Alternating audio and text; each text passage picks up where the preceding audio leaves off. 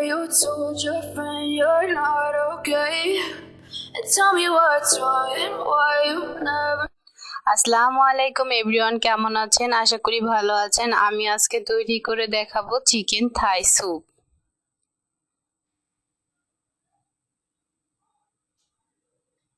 সেজন্য আমি এখানে নিয়েছি 1 কাপ পরিমাণে চিকেন আর 2টি ডিমের কুসুম নিয়েছি। দেখুন আমার একটা কুসুম ভেঙে গিয়েছে। ডিমের কুসুমটাকে নেওয়া যাবে, সাদা অংশটাকে নেওয়া যাবে না। আর এখানে দিয়ে দিলাম প্রায় 1 কাপ পরিমাণে টমেটো সস।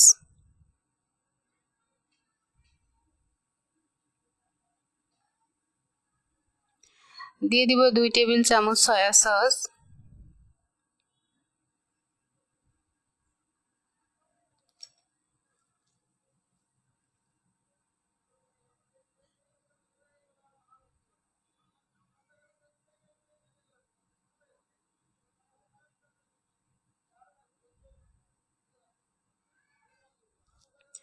দিয়ে দিব 1 টেবিল চামচ আদা কুচি,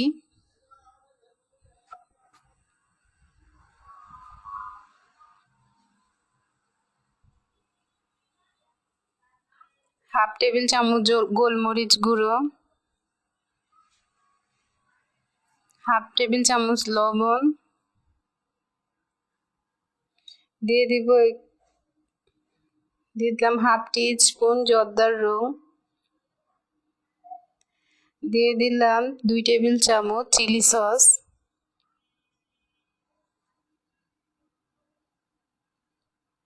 1 টেবিল চামচ লেবুর রস,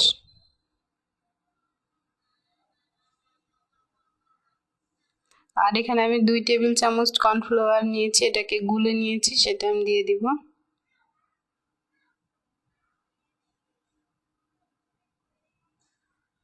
সবগুলো উপকরণ দেওয়া হয়ে গেছে। এখন সুন্দরভাবে নেড়ে চেড়ে মিশিয়ে নিতে হবে যাতে কোনো মশলা জমাট বেঁধে না থাকে।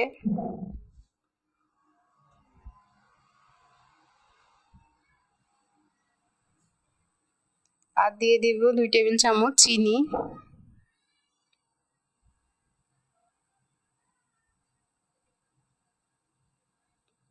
আর দিয়ে দিব স্যুপের মূল উপাদান, মূল অ্যারোমা, সেটা হলো থাই পাতা। এখানে আমি 3 থেকে 4 ইঞ্চি পরিমাণে করে কেটে নিয়েছি এবং পাতাগুলোকে একটু হালকা থেতলে নিয়েছি। আর দিয়ে দিব 2 কাপ পরিমাণ পানি।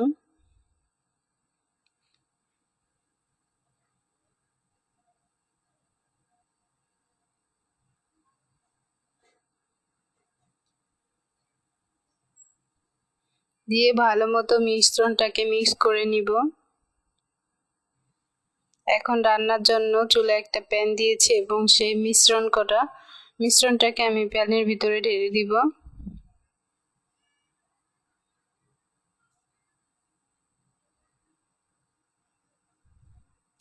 মিডিয়াম থেকে হাই হিটে রেখে আমি স্যুপটাকে তৈরি করে নিব।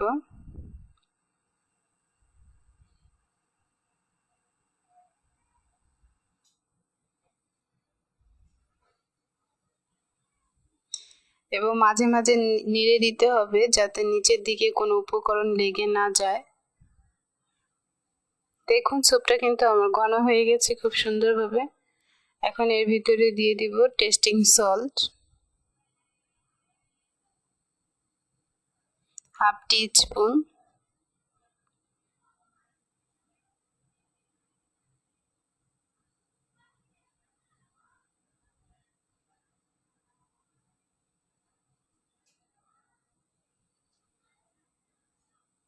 অনবরত স্যুপটাকে নেড়ে নিতে হবে।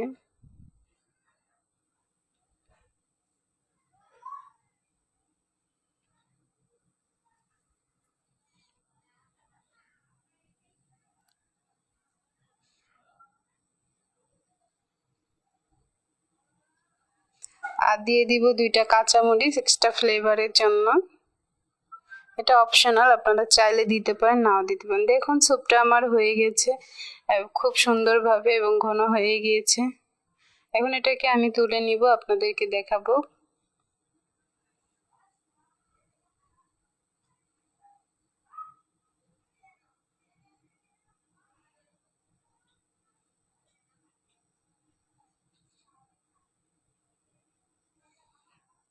তৈরি হয়ে গেল মজাদার এবং গরম গরম চিকেন থাই স্যুপ।